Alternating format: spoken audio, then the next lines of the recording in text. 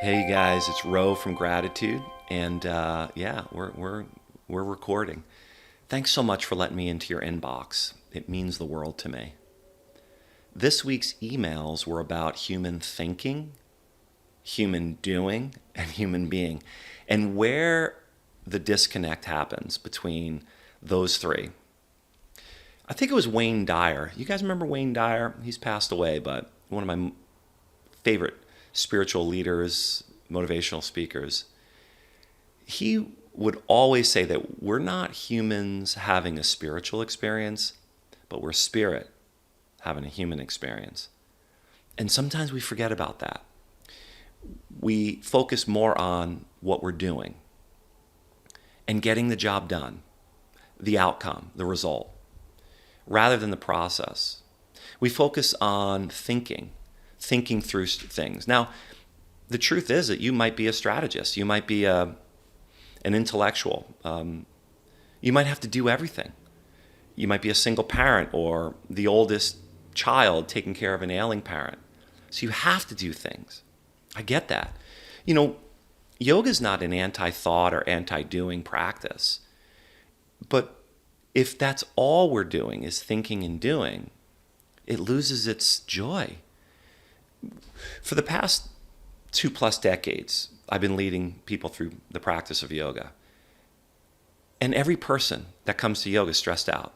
And when they talk about things, we talk about all that we're doing, all that we're thinking. And people say things like, I just need my brain to stop. I just have to stop doing. I wish I could just stop doing.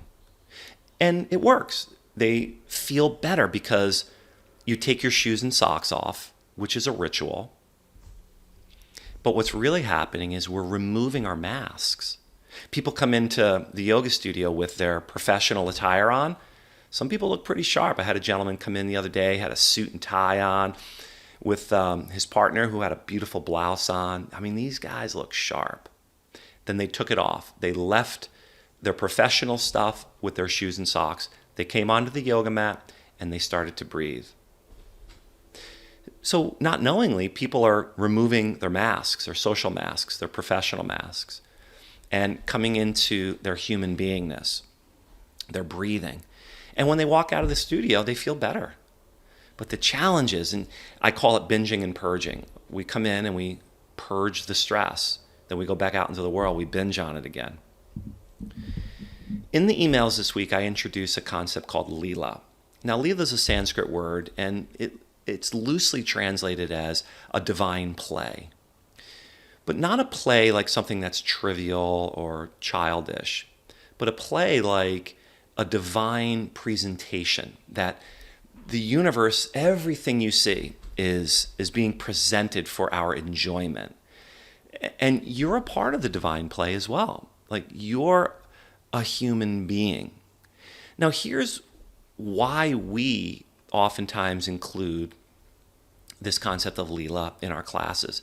And one of the reasons why I'm including it in this email chain this week is because when you understand, when you take your mask off and you start to tap into your human beingness, your spirit, that which is underneath the mask, when you head back out into the world, you get to take your mask and you choose to put it back on. It becomes something that you get to do rather than you have to do. I get to play. Hey, does Ro want to come out and play? All right, does little Ro want to come out and play? Hell yeah. Let me play my role as a dad. Let me play my role here as a person of influence. Let me play my role as a business owner. You know, so many times in my private sessions and some of my master classes and such, people invariably come up and say, I've lost myself in my relationship. I've lost myself in my job. I've lost myself because we're identifying with human thinking and human doing. And it is so incredibly refreshing to remember what's underneath those masks and to never forget. This is why in all of the spiritual traditions, they all maintain some sort of practice. A consistent, earnest, regular practice is necessary. Because the mind, right, in life, it's cunning. It will have you forget in a heartbeat. think about how much time that you spend at work. I think, work is where we spend most of our time. I mean, 9 to 5, 5 days a week. And some people are working 6. And then you get home and then you're with your kids. It's totally out of proportion. And there's no wonder why most of us forget. But when you practice yoga with this intention of Lila, that what's underneath the masks, what's greater than the roles that we play, is something spiritual. A couple things happen. Again, like you go back, you get to choose to play your roles. You don't forget, and you play your roles more authentically. One teacher would always say, we get beat up by the roles we play. We get scathed. We get beaten down. We're exhausted and stressed. So we enter onto the yoga mat from that place. But when you enter back into the world, you're a polished version of yourself. And now you're bringing a better version of yourself to your roles.